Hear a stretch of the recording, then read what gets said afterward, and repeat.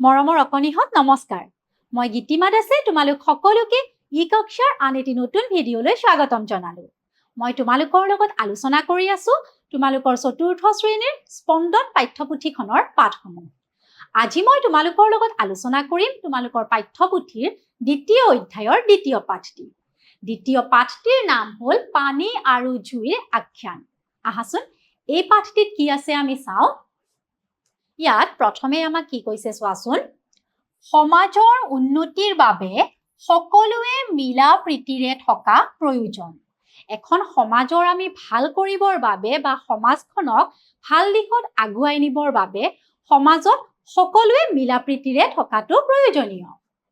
কেতিয়াবা দুটা বেলেগ বেলেগ ফৈদৰ মাজত বিভেদ সৃষ্টি হ'ব পাৰে। কেতিয়াবা দুটা বেলেগ বেলেগ ফৈদ মানে বেলেগ মানুহ বা বেলেগ বেলেগ ধৰ্মৰ মাজতো কেতিয়াবা কি হ'ব পাৰে, বিভেদ সৃষ্টি হ'ব পাৰে, ভুল বুজাবুজি হ'ব পাৰে। তেতিয়া সমাজে সমাধান উলিয়াই শান্তি ৰক্ষা কৰে আৰু তেতিয়াই সমাজে সমাধান উলিয়াই যিহৰ বাবে সমস্যাটোৰ সৃষ্টি হৈছিল সেই সমস্যাৰ সমাধান উলিয়াই পেলাই সমাজখনৰ শান্তি ৰক্ষা কৰে। এবাৰ পানী আৰু জুইৰ মাজত নিজৰ শক্তিক লৈ বিবাদ সৃষ্টি হ'ল। তেনেতে এবাৰ পানী আৰু জুইৰ মাজত তেওঁলোকৰ নিজৰ নিজৰ শক্তিক লৈ বিবাদৰ সৃষ্টি হ'ল। ফলত চাৰিওফালে হাহাকাৰ লাগিল আৰু তাৰ ফলত কি হ'ল, চাৰিওফালে হাহাকাৰ হ'ল। এতিয়া চোৱাচোন পানী আৰু জুইৰ মাজতনো কেনেধৰণৰ কি বিবাদৰ সৃষ্টি হ'ল আমি ইয়াত চাই যাওঁ। ইয়াতে প্ৰথমে কি দিয়া হৈ আছে চোৱা। জুই আৰু পানীৰ মাজত এবাৰ ভীষণ কাজিয়া লাগিছিল। কাজিয়াৰ কাৰণ আছিল নিজৰ নিজৰ অহংকাৰ। জুই আৰু পানীৰ মাজত এবাৰ খুব কাজিয়া হ'ল আৰু কাজিয়াৰ কাৰণটো কি আছিলে, নিজৰ নিজৰ অহংকাৰ, নিজকে ডাঙৰ বুলি ভাবে। জুয়ে পানীক কয়, জুয়ে পানীক কি কৈছিলে চোৱা, মই তোতকৈ শক্তিশালী, মই গোটেই পৃথিৱীখনকে পুৰি ছাই কৰিব পাৰো। মোৰ ভয়ত শুকান গছ গছনি হাবি বন ডালপাত সকলোবোৰ কঁপি থাকে। জুয়ে পানীক কৈছিল যে মই তোতকৈ বেছি শক্তিশালী, মোৰ ভয়ত চব ভয়ত কঁপি থাকে আৰু মই গছ গছনি হাবি বন চাৰিওফালে থকা বস্তুবোৰ পুৰি ছাৰখাৰ কৰি দিব পাৰো। তেতিয়া জুইৰ কথাত কি কৈছিলে চোৱা। জুইৰ এনে বৰ কথা সহিব নোৱাৰি পানীয়ে ক'লে, জুইৰ কথাটো সহ্য নহ'ল পানীৰ আৰু তেতিয়া পানীয়ে কি কৈছে, ইহ তোৰ আৰু এইসোপাহে কথা, তোৰ আৰু সদায় এইবোৰহে কথা। তই কিমান শক্তিশালী জানো নহয়, এখিলা শুকান পাত পুৰি ছাই কৰিব পাৰ বুলি ইমান অহংকাৰ নে? তই কিমান শক্তিশালী মই জানো নহয়, এখিলা শুকান পাত পুৰি ছাই কৰিব পাৰ, তাক লৈয়ে তোৰ ইমান অহংকাৰ নে? মোৰ আগত সেই কথাকে কৈ বৰাই কৰিবলৈ আহিছ। তই এখিলা শুকান পাত পুৰিবহে পাৰ আৰু এই কথাটোকে লৈ তই মোৰ আগত বৰাই কৰিবলৈ আহিছ, বৰ গৰ্ব কৰিবলৈ আহিছ। জুইৰ কথাখিনি শুনাৰ পিছত পানীয়ে জুইক এনেদৰে কৈছিল, জাননে নাজান মই যে গোটেই পৃথিৱীখনকে আৱৰি আছো। তেতিয়া পানীয়ে জুইক কৈছে, তই চাগে গমেই নাপাৱ মই যে গোটেই পৃথিৱীখনকে আৱৰি আছো। মন গ'লেই মই পৃথিৱীৰ হাবি বন পৰ্বত পাহাৰ সকলো বুৰাই পেলাব পাৰো। মোৰ যদি মন যায় মই পৃথিৱীৰ চব গছ গছনি হাবি বন সকলোবোৰ পানীৰে বুৰাই পেলাব পাৰো। তোক পৰাস্ত কৰিবলৈতো কথাই নাই, দুটোপাল মানৰহে কাম।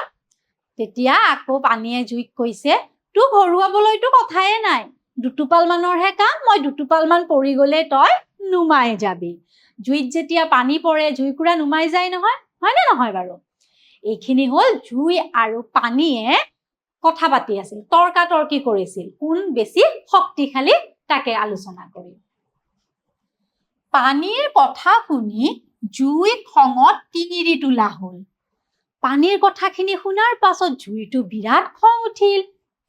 সি পানীৰ ফালে চোঁচা মাৰি আহিল। সি একদম পানীৰ ওপৰত খং কৰি পানীৰ ফাললৈ চোঁচা মাৰি আহিল, দৌৰি গ'ল। তোক এতিয়াই উতলাই ভাপ কৰি দিওঁ জুয়ে তেতিয়া পানীক কৈছে তোক এতিয়াই মই উতলাই ভাপ কৰি দিওঁ দুয়োৰে তয়াময়া ৰণ লাগিল আৰু তেনেকৈ পানী আৰু জুইৰ কি হ'ল খুব ৰণ লাগিল কাজিয়া লাগিল যুদ্ধ হ'ল এই যুঁজৰ ফলত বহু ঠাই পানীত বুৰ গ'ল আৰু সিহঁতৰ পানী আৰু জুইৰ যেতিয়া যুঁজ লাগিল তেতিয়া কি হ'ল বহুত ঠাই পানীত বুৰ গ'ল কাৰণ জুয়ে জুই লগাই দিলে আকৌ তেতিয়া কি কৰিলে পানী পৰিল তাতে আৰু পানী পৰি গোটেই ঠাইবোৰ কি হৈ গ'ল পানীৰে বুৰ গ'ল লগতে বহু জীৱ জুইত জাহ গ'ল আৰু বহুত জীৱ কি হৈ গ'ল জুইত মৰি গ'ল চাৰিওফালে হাহাকাৰ লাগিল আৰু তেতিয়া চাৰিওফালে কি হ'ল হাহাকাৰ হ'ল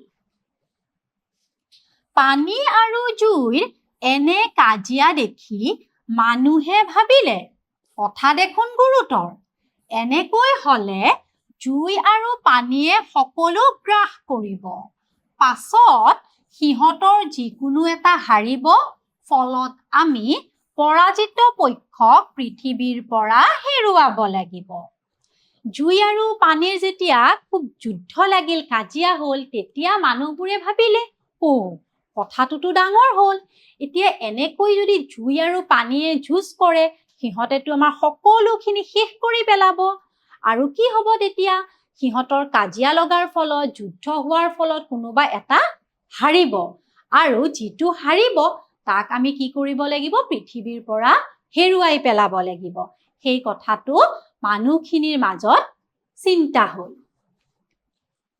মানুহবোৰে আলোচ কৰিলে তেতিয়া সকলো মানুহে আলোচনা কৰিলে এই দুই শক্তি আমাৰ বাবে অপৰিহাৰ্য আমাক পানীও লাগিব জুইও লাগিব হয়নে নহয় বাৰু তেতিয়া মানুহবোৰে আলোচনা কৰিলে জুই আৰু পানী দুয়োটাই আমাক লাগিব গতিকে সোনকালে এই কাজিয়াখনৰ কিবা এটা মীমাংসা কৰিব লাগিব গতিকে এতিয়া জুই আৰু পানীৰ মাজত যি কাজিয়া হৈ আছিল এই কাজিয়াখনৰ সোনকালে এটা সমাধান উলিয়াব লাগিব তেওঁলোকে এখন মেল পাতিলে মেল মানে সভা পাতিলে এখন সেই মেলত দেশ বিদেশৰ অলেখ প্ৰাণী গোট খালে আৰু সেই মেলখনত বা সভাখনত দেশ বিদেশৰ পৰা বহুত প্ৰাণী আহিল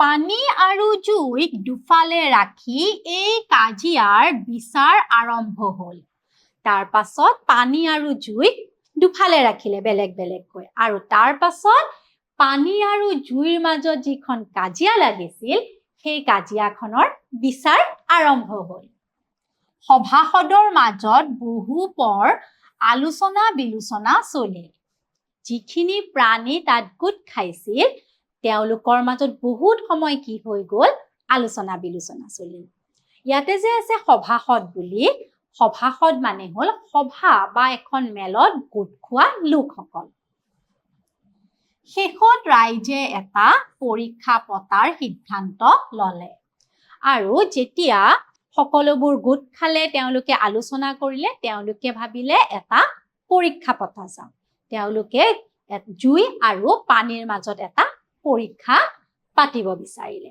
এইখিনিলৈকে বুজিব পাৰিলা নহয় এতিয়া আহাচোন এইখিনিলৈকে তোমালোকে কিমানখিনি বুজি পালা এবাৰ চাওঁ চোৱাচোন ইয়াতে আমাৰ প্ৰথমতে কি কৈছে জুই আৰু পানীৰ মাজত কিয় কাজিয়া লাগিছিল ইয়াতে 4টা উত্তৰ দিয়া হৈ আছে খাদ্যৰ বাবে অহংকাৰৰ বাবে ঘৰ দুৱাৰৰ বাবে খেলৰ বাবে জুই আৰু পানীৰ মাজত কিয় লাগিছিলে কাজিয়া অহংকাৰৰ বাবে হয়নে তাৰ পিছত চোৱা মেলত কোন কোন গোট খাইছিল মেলত কোন কোন গোট খাইছিলে কেৱল মানুহ দেশ বিদেশৰ অলেখ প্ৰাণী কেৱল চৰাই কেৱল জন্তু কি হৈছিলে বাৰু মানুহ আছিলে আৰু দেশ বিদেশৰ পৰা অলেখ প্ৰাণী গোট খাইছিল হয়নে তাৰ পিছত চোৱা জুয়ে পানীক কি কৰাৰ ভাবুকি দিছিল জুয়ে পানীক কি কৰিম বুলি কৈছিলে জ্বলাই দিব বুৰাই পেলাব উতলাই ভাপ কৰি দিব ঠাণ্ডা কৰি দিব কি কৰিম বুলি কৈছিলে জুয়ে পানীক উতলাই ভাপ কৰি দিব বুলি ভাবুকি দিছিল এইখিনিলৈ বুজিব পাৰিলা নহয় আজিৰ ভিডিঅ'টি মই ইমানতে সমাপ্ত কৰিছোঁ। মই আকৌ আহিম তোমালোকৰ মাজলৈ এই সাধুটোৰ আন এটি অংশ লৈ। ধন্যবাদ।